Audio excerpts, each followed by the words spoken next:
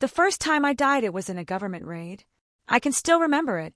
We cowering in my family's basement. My father was a dissenter of the regime, insisted on handing out pamphlets in town. He was a fool. The shock troops found us quickly. There was no trial. They didn't even allow us any last words. A rain of bullets ended my first life. I lay on the floor, surrounded by my family, bathing in their blood as darkness enveloped my vision. Then there was light, cold air hit my face, and I began to scream. Unfamiliar environs surrounded me, stark white walls and colossal people in hospital scrubs. I was picked up and put into the arms of my mother. I had been reborn. It was hell, and at first I thought I was in hell. The regime had always promised eternal hell for its opponents. By the time I could speak, I tried to convince my parents that I had lived this life before. At first they thought I was just quirky, but the more I pushed it, the more they thought I had issues. I spent a lot of time in therapy, and I soon learned to shut up about it.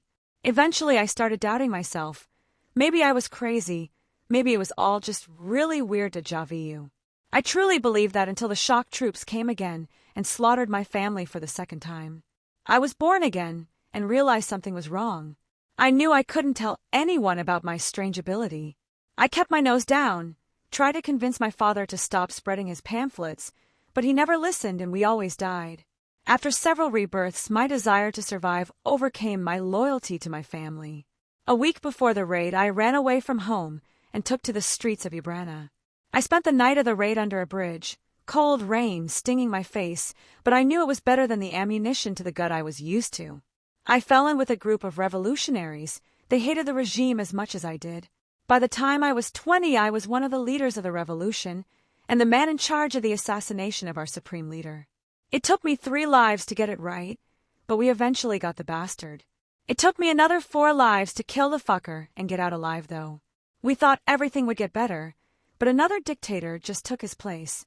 We killed him too, after myself dying a dozen times, but another took his place. Then by the time I was 30, the regime would crack down on our group. I lived it 10 times over, them coming for our group. Some would survive. Sometimes it would be me, and we'd start new groups. I've led over a dozen different anti-government groups, but they were all doomed.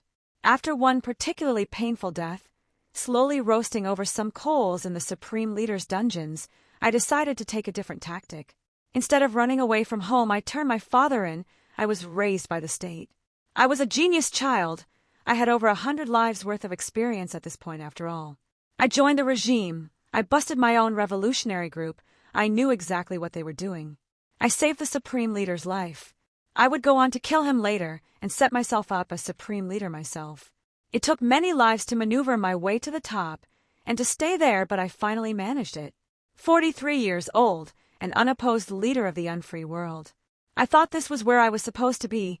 I knew the pain of the underclasses, their struggles. I could help them. I had lived for thousands of years. I had more life experience than any human before me. I thought I was a god. That is until I was assassinated myself.